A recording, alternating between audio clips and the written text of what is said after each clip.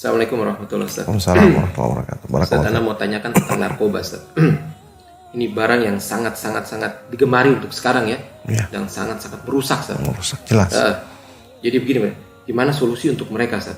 Karena mereka memakai narkoba ini, mereka merasa kenikmatan yang sangat luar biasa. Mereka bisa menghayal, mereka bisa melayang-layang. Iya. Bebannya hilang gitu. Bebannya hilang, melayang-layang gitu loh, Ustaz.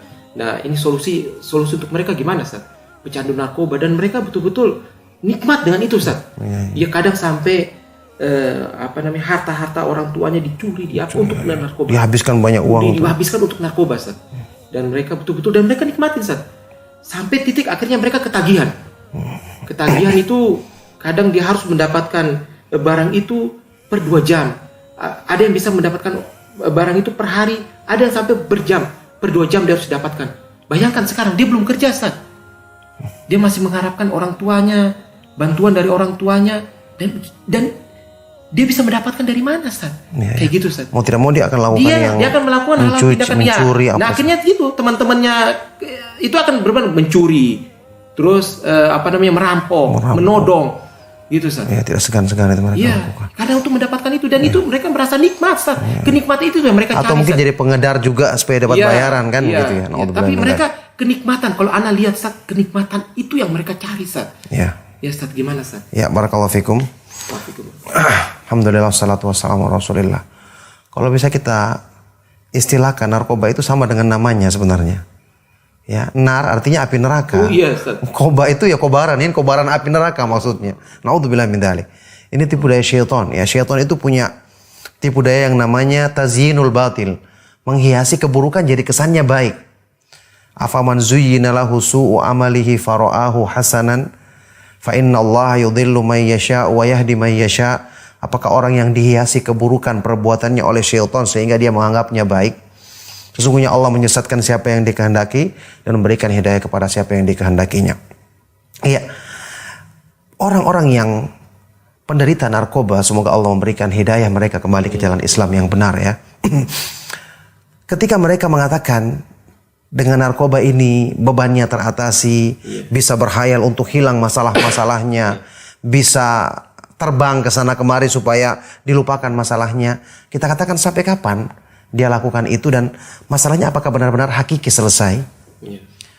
Kemudian ketergantungan atau kecanduan yang timbul pada dirinya. Ini adalah penderitaan yang sesungguhnya. Ya. Abu Kinan Afwan ini ya.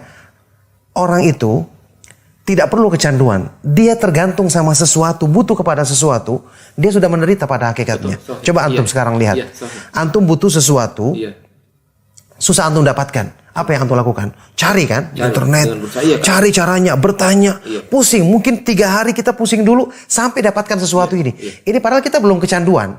Baru kita merasa butuh dengan sesuatu saja. Subhanallah. Ini kecuali kebutuhan kepada Allah ya. Baru kita tenang ketika butuh kepada Allah. Karena Allah Subhanahu wa ta'ala tidak pernah jauh dari upaya kita untuk mendekatkan diri kepadanya, kan begitu. Kebutuhan kepada makhluk hakikatnya adalah seperti ini. Apalagi kalau sudah kecanduan. Cukup mereka bisa merasakan penderitaan hal tersebut. Ketika mereka kecanduan, ketika mereka kemudian melakukan hal-hal yang terlarang, ketika mereka mengorbankan harta yang orang yang tidak waras pun tidak akan melakukannya. Masa katanya mobil yang mahal dijual dengan harga yang murah? Betul. Sampai fasilitas rumah mungkin dirusak untuk bisa dijual dengan murah agar bisa menggantikan narkoba tersebut. Mungkin yang menjadikan narkoba itu harganya mahal sebenarnya gara-gara ini saja sebenarnya. Padahal hakikatnya dia tidak sampai seperti itu. Ini sudah menjadi bukti keburukannya, pembodohannya, menjadikan akalnya orang yang sehat menjadi lebih di bawah akal orang yang tidak waras atau orang gila sekalipun. Naudzubillahi min dzalik. Ini sudah menjadi penderitaan besar bagi dirinya. Makanya untuk mengatasinya gunakan akal sehat. Sebelum kita gunakan agama, tentu agama adalah segala sesuatu. Kita katakan gunakan akal sehat Anda. Agama jelas-jelas melarangnya. Lebih daripada larangan perbuatan yang diharamkan. Karena ini jelas membinasakan diri sendiri, menghambur-hamburkan uang, mencelakakan orang lain, merusak akal dan seterusnya. Sekarang gunakan akal Anda. Apakah Anda ingin berlarut-larut dalam penderitaan seperti ini? Belum nanti akibat untuk kesehatan kan? Akibat untuk kesehatan. Belum untuk lingkungan. Keluarga akan rusak. Orang tua akan mengucilkan kita. Pergaulan jauh semua dari kebaikan. Dan dia akan senang dengan komunitasnya dia. Dan komunitasnya dia saja. Dan dia akan menderita nanti kan? Karena Iya. akalnya akan rusak, mungkin saraf-sarafnya akan terganggu jelas. Ini yang sudah kita ketahui dari dunia medis ya, tentang akibat daripada narkoba. Coba untuk dia bisa mengatasi hal ini, dia harus dekat dengan agama. Memohon taufik kepada Allah Subhanahu wa taala, dekat dengan petunjuk Islam, memohon taufik kepada Allah Subhanahu wa taala, kemudian berusaha sungguh-sungguh untuk meninggalkannya dengan dia membayangkan sesuatu yang lebih tinggi, keutamaannya, kemuliaannya dia dapatkan.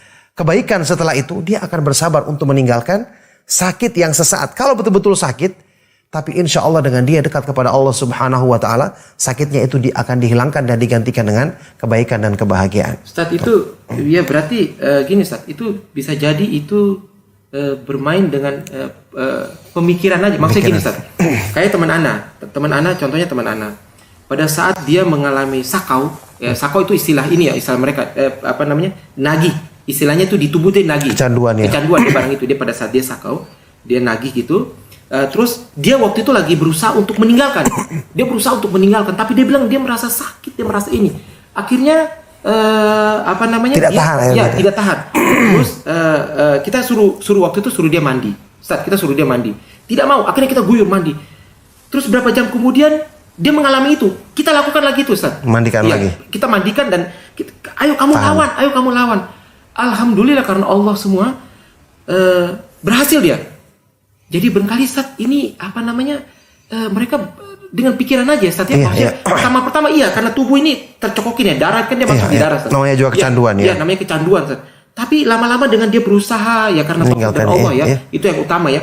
Dan Allah jadikan sebabnya. Ya sebab-sebabnya itu Ustaz dia dia berusaha dan dia bisa Ustaz. Ya gimana Ustaz itu? Dia menguatkan tekadnya. Jelas ya, minta pertolongan kepada Allah. Allah akan berikan jalan keluar dari segala sesuatu. Itu yang paling penting. Karena Allah Subhanahu wa taala Maha Kuasa untuk menjadikan sebab bagi hamba ini. Mungkin ada yang berat, ada yang lebih ringan mungkin dibandingkan itu. Seperti tadi, antum kebetulan ada di situ sehingga bisa menahan teman tadi. Yang jelas tadi tekadnya yang kuat untuk menyelamatkan dirinya sekarang. Untuk menyelamatkan dirinya, untuk menyelamatkan hubungannya dengan orang-orang yang dekat dengan dirinya. Dan yang paling penting untuk dia selamat dari penderitaan yang berkepanjangan. Ini baru urusan dunia, belum urusan akhirat nanti. Iya, betul.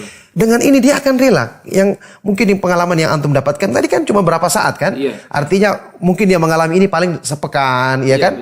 Berapa hari dia sudah bisa mengatasinya dengan izin Allah Subhanahu wa taala. Jadi dia perlu disadarkan dengan pikirannya yang sehat, bahwa Anda dengan pikiran Anda yang sehat, berpikirlah untuk masa depan, untuk kehidupan kita sendiri. Tubuh kita juga punya hak, ya. Masa kita mau rusak tubuh kita sendiri, merusak akal pikiran kita sendiri, sudah mempersulit pikiran kita, sudah mempersulit pembiayaan juga yang berat, membuat tubuh kita kecanduan, sakit juga.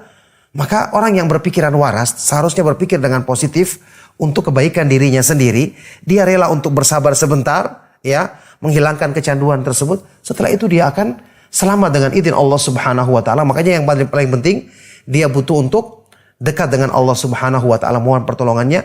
Yang kedua dia dekat dengan orang-orang yang baik untuk bisa menolong dia, menasihati dia ketika dia butuhkan hal-hal yang seperti ini. Dengan orang yang baik yang akan membantu dia, menolong dia. Betul, jadi komunitas itu menentukan. Komunitas jelas sangat menentukan. Masya Allah. Barakallahu fikum. Barakallahu fikum. Ya, semoga barakallahu.